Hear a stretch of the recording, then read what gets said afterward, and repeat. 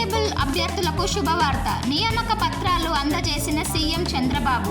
ఆంధ్రప్రదేశ్ ముఖ్యమంత్రి నారా చంద్రబాబు నాయుడు మరో కీలక నిర్ణయం తీసుకున్నారు. ట్రైనీ కానిస్టేబుళ్లకు గుడ్ న్యూస్ వినిపించారు. ట్రైనీ కానిస్టేబుళ్ల స్టైఫండ్ భారీగా పెంచుతూ నిర్ణయం తీసుకున్నారు. మంగళగిరి ఏపీఎస్సీ పరేడ్ గ్రౌండ్ లో ఎంపికైన కానిస్టేబుళ్ల అభ్యర్థులకు సీఎం చంద్రబాబు నియామక పత్రాలు అందజేశారు. మొత్తం 5,757 మంది కానిస్టేబుల్ అభ్యర్థులకు చంద్రబాబు అపాయింట్మెంట్ లెటర్లు అందజేశారు. డిసెంబర్ 22 నుంచి వీరికి ట్రైనింగ్ ప్రారంభం కానుంది. ఈ నేపథ్యంలోనే కొత్తగా ఎంపికైన కానిస్టేబుళ్లకు చంద్రబాబు తీపి కబురు వినిపించారు. శిక్షణలో ఉన్న కానిస్టేబుళ్లకు ప్రభుత్వం అందించే స్టైఫండ్ మొత్తాన్ని 4,500 రూపాయల నుంచి ఒకేసారి 3 రెట్లు పెంచి 12,500 చేశారు. ఈ విషయాన్ని సీఎం చంద్రబాబు వేదికపై నుంచి ప్రకటించారు. దీంతో ట్రైనీ కానిస్టేబుళ్లు హర్షం వ్యక్తం చేశారు. ఈ సందర్భంగా మాట్లాడిన సీఎం చంద్రబాబు యువతకు ఉద్యోగాలు ఇస్తామని ఎన్నికల సమయంలో మాటిచ్చిన విషయాన్ని గుర్తు చేశారు. మెగా డిఎస్సి కానిస్టేబుల్ ఉద్యోగాల భర్తీ ద్వారా ఇచ్చిన మాట నిలబెట్టుకున్నామన్నారు.